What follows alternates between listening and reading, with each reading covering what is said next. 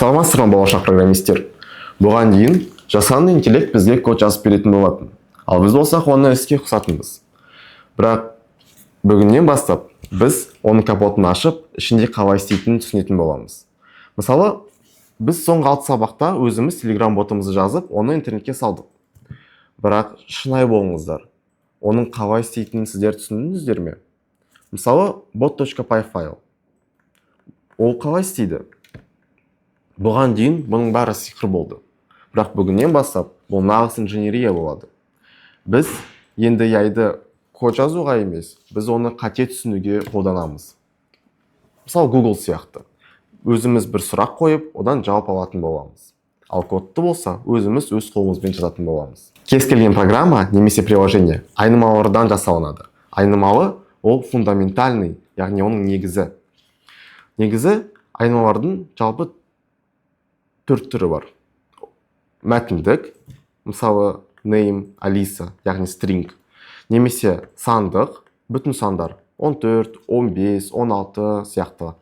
Және нүктесі бар сандар, 1,56, 1,67 сияқты бар. Және булевый, оның негізгі екі мәні болады. True немесе false, я немесе жоқ. Егер сіздер бұл булевый айнымалының не үшін бізге керек екенін түсінбей отырсаңыздар, онда оны біз келесі сабақтарда түсінеміз. Бұл өте маңызды және керек айнымалы.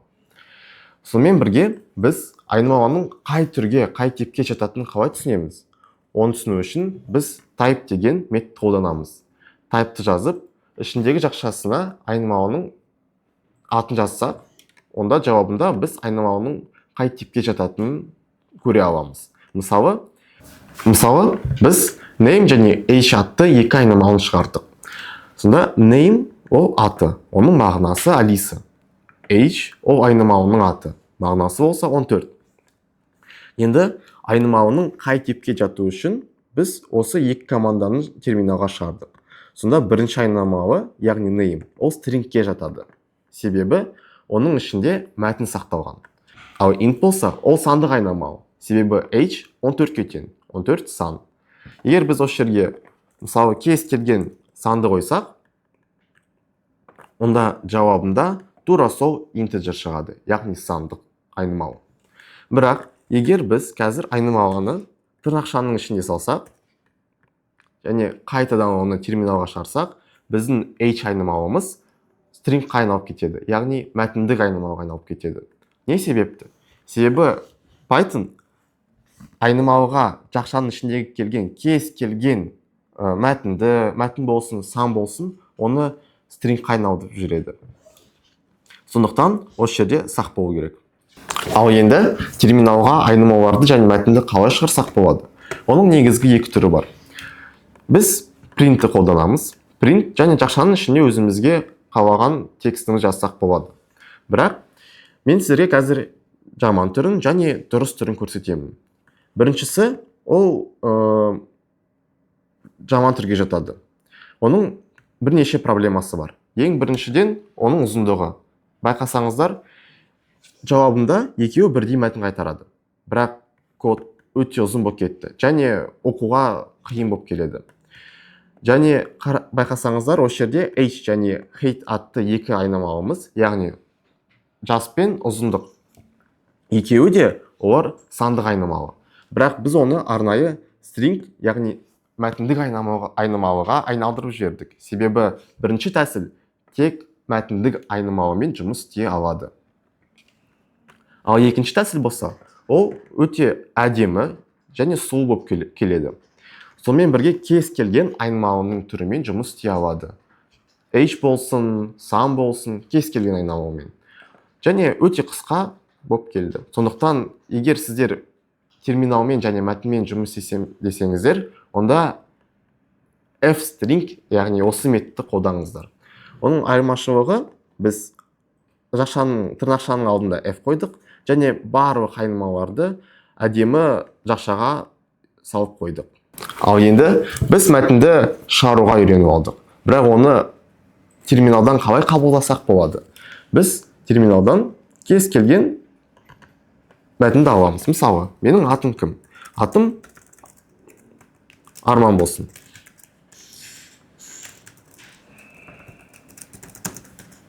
Жасым нешеде? Жасым 14-те. Ал енді біз терминалға мәтінімізді және айнымаларымызды шығара алдық.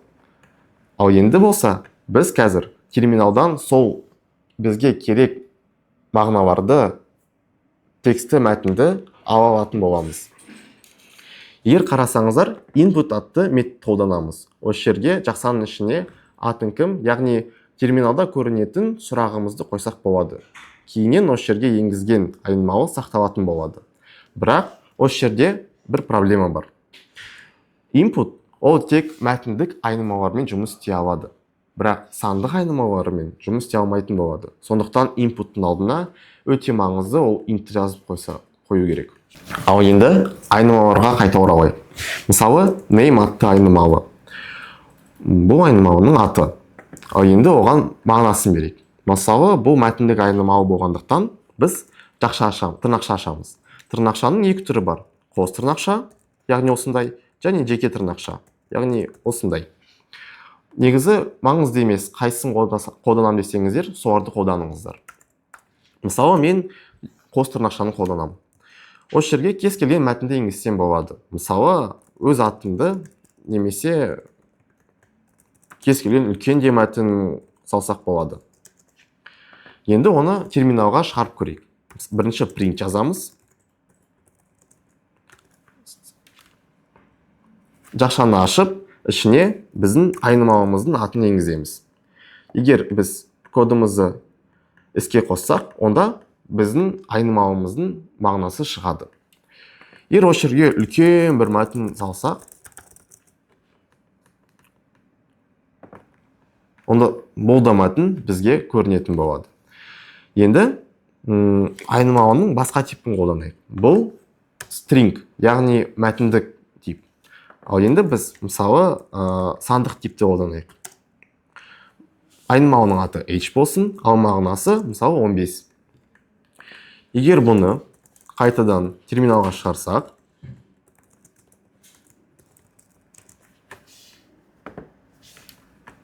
онда біз біздің айнымалымыздың мағынасын көре аламыз.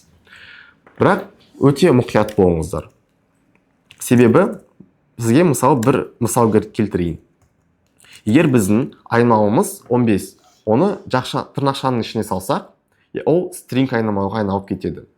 Егер біз осы жерде мысалы 15-ке плюс 1 десек, онда біздің кодымыз істемей қалады. Себебі h ол string, яғни мәтіндік тип, ал 1 болса, бұл Python'да сандық тип, яғни сан 1. Мәтінге санды қоссақ, онда логика бұзылып қалады. Сондықтан осындай кезде мұқият болыңыздар. Ал егер мысалы сандық h-ге 1-ді қоссам, онда біздің санымыз 16-ға айналып кетеді. Енді бұл екі айнымалыны қалай дұрыс әдемі шығарсақ болады. Қайттан print деген жазамыз. Кейіннен f-ті қолданып, менің атым деп, әдемі жақшаның ішіне айнымалының атын енгіземіз. Кейіннен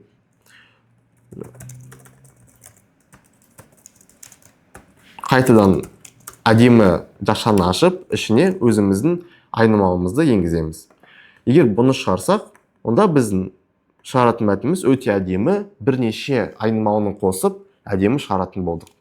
Сонымен бірге сіздер type деген методты ұмытпаңыздар. Егер біз айнымалының қай типке жататынын білмей отырсақ, онда жай type'ты жазып, ол жерге айнымалының атын енгізсек, онда бұл қай типке жататынын білетін боламыз. Мысалы, print.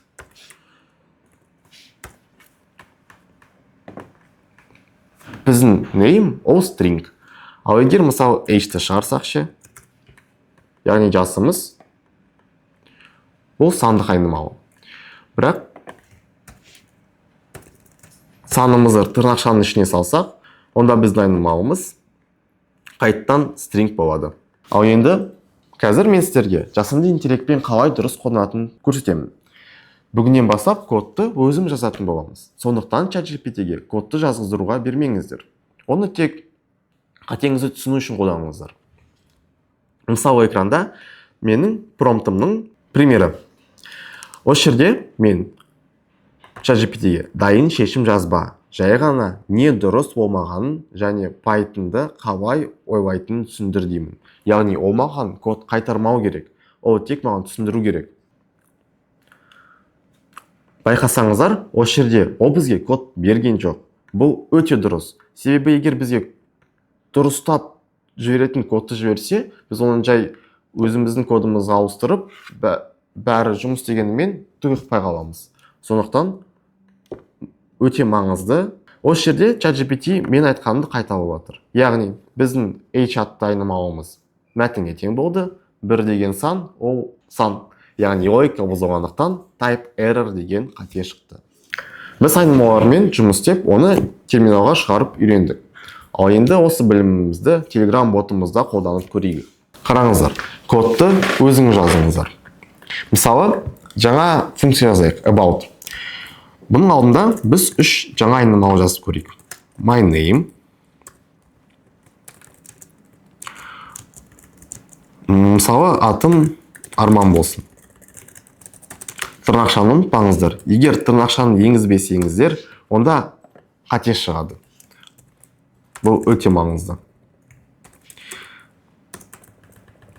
Енді, мысалы, my age болсын.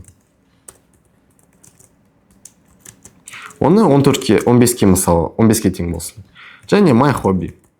Егер біз неге переменаларымыздың аттарын бәрін үлкен әріппен жазып отырмыз десек, онда жауабы себебі Python-да бір ереже бар. Егер статичный, өзгермейтін айнымалы болса, онда оны бас әріппен жазамыз.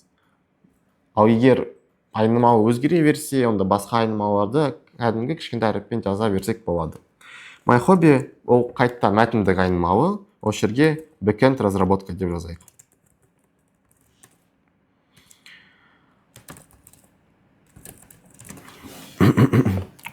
Тамаша, 3 айнымалы жазып өттік.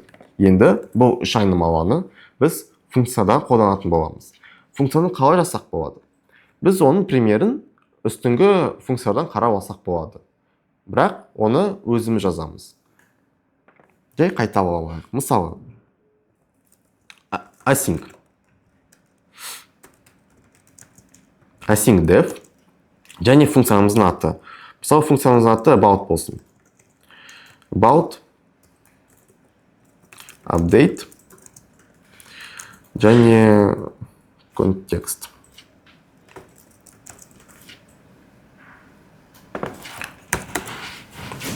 Енді өзіміздің текстімізді енгізейік. Текст. Және осы жерге өзіміздің мәтінімізді енгізейік. Мысалы, F менің атым әдемі жақшаның ішіне біздің айнымалымыздың атын енгіземіз. My name. Осыдан кейін мысалы жасымыз бойынша менің жасым. Менің жасым әдемі жақшаның ішіне my age деген переменді енгіземіз.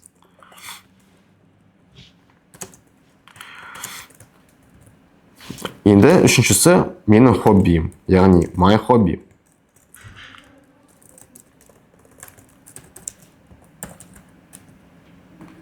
Менің хоббиім my hobby. Тамаша.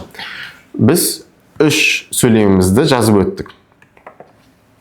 Енді келесі ол await update message. Енді оны шығару керек, дұрыс қой. Бір тап.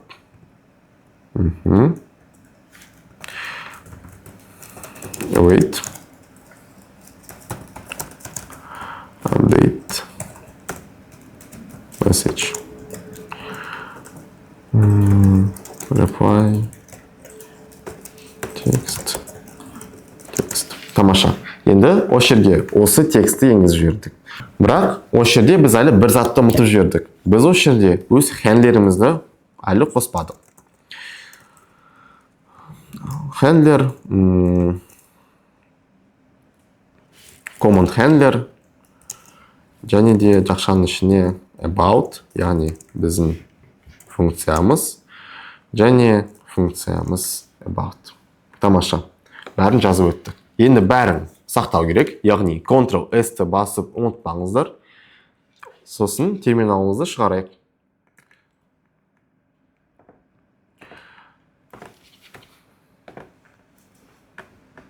Тамаша, біз өзіміздің ботымызды іске қостық. Енді оны тексеріп көрейік. Біздің ботымыз істеп жатыр. Енді жаңа функциясын тексерейік. About жазып. Тамаша, менің атым Арман, жасым 15-те, хоббим бэкэнд разработка. Яғни біздің функциямыз, about функциямыз енді істеп жатыр. Осы жерде байқасаңыздар, мен қайттан f-string методын қолдандым. Яғни айнымаларды фигурный жақшаның ішіне салып, әдемі жақшаның ішіне салып шығара алдық. Осы символдар бізге не үшін керек деп ойлайсыздар? Текст бізде егер осы символдар болмаса, сізге онда не болатынын көрсетейін.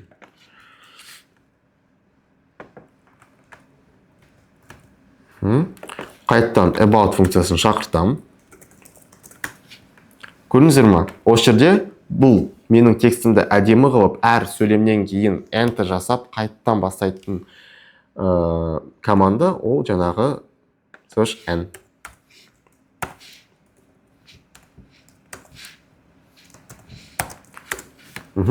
Тамаша. Ал енді мен сіздерге айтқандай, кодты өзім жазу үшін оны өте көп жазу керек. Егер сіз кодты көп жазбасаңыздар, сіздердің қолдарыңыз үйренбей қалады. Сіздің басыңызда ол сақталмай қалады. Сондықтан кодтың бәрін өзің жазыңыздар. Бірақ ол әлі жеткіліксіз. Басында өте маңызды ол тренажер бар. Тренажерларды қолданып көріңіздер. Мен сіздерге қазір екі тренажерді ұсынамын. Python Tutor және Snakeify. Бұл екі тренажер өте тамаша. Біріншіден, олар түсінікті. Олардың тапсырмалары өте көп. Кез келген тақырыпқа өзіңіз таңдап, өзіңіз тапсырма орындасаңыздар болады. Мысалы, осы жерде задачи сумма трех чисел, мысалы, вывод и ввод данных, яғни input және print дейтін. Осы жерде сіздер айнымалармен жұмыс істейсіздер. Және мысалы условия, мысалы if және else сияқты бар. Ал екіншісі Snakeify. Ол өте тамаша тренажер, оны да қолдасаңыздар болады. Осы жерде кез келген тапсырманы алып, оларды орындап, өзіңіздің білімдеріңізді арттырсаңыздар болады. Бірақ өте маңызды, ол сіздер осы екі тренажермен де қолданыңыздар. Әзірше бұл жеткілікті. Ал кейіннен өзіміздің білімімізді арттырған соң, біз более күрделі, более серьезный тренажерларға өтсек болады. Мысалы, CodeWars және LeetCode сияқтылар. Ол жердегі тапсырмалар өте күрделі және ағылшынша жазылған. Сондықтан әзірше Python Tutor және Snakeify сияқты тренажерлар бізге жеткілікті. Мен қайталап өтейін. Кодтың бәрін өзіңіз жазыңыз, өз қолыңызбен. Сіз оны түсініп, біліп отырмын десеңіздер де өзіңіз жазыңыз. Себебі сіздің саусақтарыңыз оны жаттап алу керек. Егер сіз 1000 рет қайталап жазбасаңыздар, онда код сіздің басыңызда сақталмай қалады. Бүгінгі сабақта біз айнымалының және оның типтерін үйреніп алдық. Оның негізгі 4 типі бар екенін түсіндік. Сонымен бірге терминалға қалай мәтінді шығаратынын көрдік. Біздің print, яғни f-string методын көрдік. Және терминалдан қалай мәтінді, яғни айнымалының мағынасын алсақ болатынын көрдік. Яғни input. Сонымен бірге AI-дың қолданатын жаңа тәсілін көрдік. Енді AI бізге кодты шығармайды. Біз өзіміз код жазамыз. Ол жай бізге қателерімізді түсіндіріп көрсететін болады. Сонымен бірге мен сіздерге екі тренажерді көрсеттім. Ол тренажерларды қолданып, ол жерде өзіңіздің білімдеріңізді арттыруға өте маңызды. Сондықтан үй жұмысына өте берейік. Үй жұмысы негізгі екі деңгейден тұрады. Бірінші деңгей, ол жерде сіздер өз Telegram боттарыңызға about функциясын жазасыздар. About функциясында ол бірнеше айнымалыдан тұрады. My name, яғни менің атым, және age. Сонымен бірге қосымша 3 айнымалы қосыңыздар. 3 факт, кез келген айнымалы, өзіңіз қалайтын, өзіңізге ұнайтын айнымаларды қоссаңыздар болады. Сонымен бірге сіздер PyTutor'дан 8 тапсырма орындап шығыңыздар. Және Snakify'дан 5 тапсырма орындаңыздар. Тапсырмалар бүгінгі тақырыпқа сай болу керек. Яғни айнымалылар, олардың типтері және терминалмен жұмыс істеу. Яғни print және inpuттар болсын. Оның бәрін орындаған соң бізге скриншот жіберіңіздер. Яғни Telegram ботыңыздың about функциясы істейтін скриншоты және орындаған тапсырмаларыңыздың скриншоттарын жіберіңіздер. Өте маңызды. Сіздер кодты өзіңіз жазыңыздар. Тапсырмаларды AI-сыз жазып көріңіздер. AI тек сізге қателікті көрсетіп, және оны түсіндіріп беруі керек. Ал егер бірінші деңгейдің тапсырмалары сізге тым қиын болса, онда екінші деңгейдің тапсырмаларын орындаңыздар. Ол жерде сіз about функцияңызды біздің өзіңіздің ботыңызға қосыңыздар. Бірақ ол жерде функцияны енді өзіңіз жазбай, біздің сабақта қолданған функцияны алып жазсаңыздар болады. Сонымен бірге PyTutor'дан 5 тапсырма орындаңыздар. Оның бәрін жасаған соң, бәрін скриншоттап бізге жіберіңіздер. Бүгін бот, оны кім жасағанын біледі. Бірақ оның жауаптары әрдайым бірдей болады. Бірақ келесі сабақта біз шарттар және циклдар өтеміз.